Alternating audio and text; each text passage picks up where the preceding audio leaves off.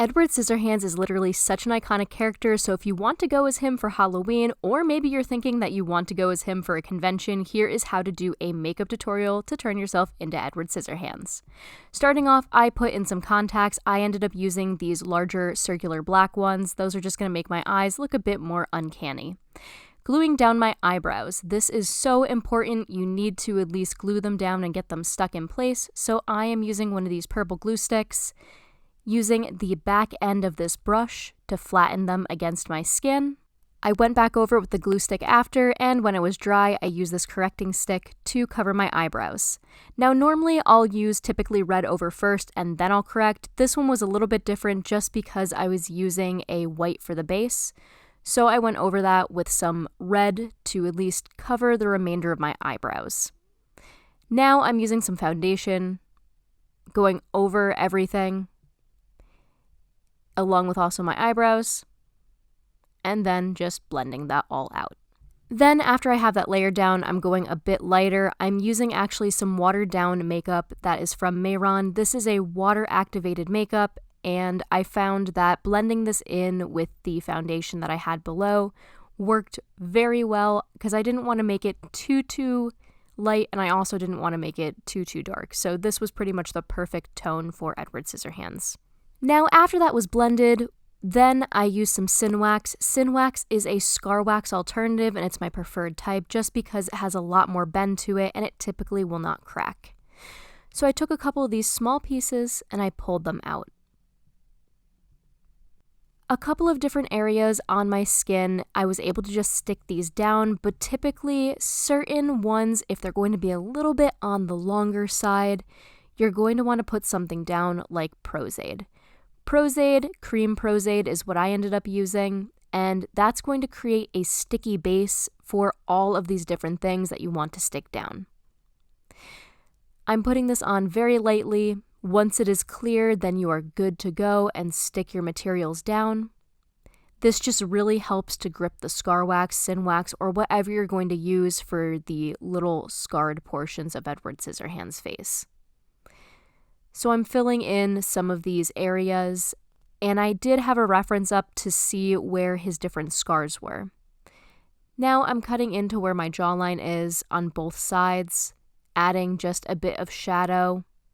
And I didn't stick down all of the different pieces just yet, only because I still was like, okay, maybe I still need to add some shadow and other things to this makeup before I get too involved with it. Keep in mind, the more makeup that you put on, the less things are going to stick to your skin as easily, so I just wanted to stick a couple things down beforehand. Now for the eyes, I'm using some black and I'm stacking the cosmetic, so I did use my hand to brush out this, just so I wasn't putting down cosmetic that was extremely dark. I'm putting cosmetic into that divot where the eyebrow and the nose meet. That's going to make my eyes look more sunken, which is exactly what I want for the Edward Scissorhands look. I'm also outlining the area where we'll say the bag of my eye is, so the corner, right to about a triangle point there. After I went around the entire eye, then I moved up and I made these triangular areas, so these extend just slightly up. I used a finer brush. This one comes to a bit of a point to make more of these triangles here, extend them. Again, I did have a reference up. I also cut into that bag under my eye to make it look like my eyes were a bit more sunken, of course. Then back to some more of the scar wax that I had, or again, what I used was Synwax. I put down some more little pieces and followed along with what it looked like for the reference that I had up. So after I put those down, then I was good to cosmetize around them, which you can see I'm doing here, adding just a small amount of shadow at one side. That's going to make it pop more, and it's also just going to make it look a lot more realistic, like his scars do end up looking. This also just gives the makeup a bit more depth as well, too. The Pros-Aide keeps all of these pieces in place too, which is great, so if there's any little shine, the shadow that you do add will take off some of that shine too. And I decided too that I was going to just paint on a couple of little darker scars. Then after everything dried, I styled my hair with some hairspray. Now, my hair is already black, so it was just easy to go and style it rather than putting on a wig.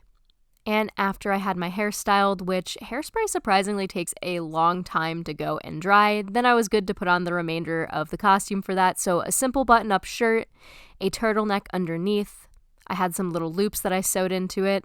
And there was the final makeup look. Now, you can also add some suspenders to it as well too to make it a little bit more accurate, but I love how the makeup turned out, and I hope this tutorial is going to be fun for you for Halloween.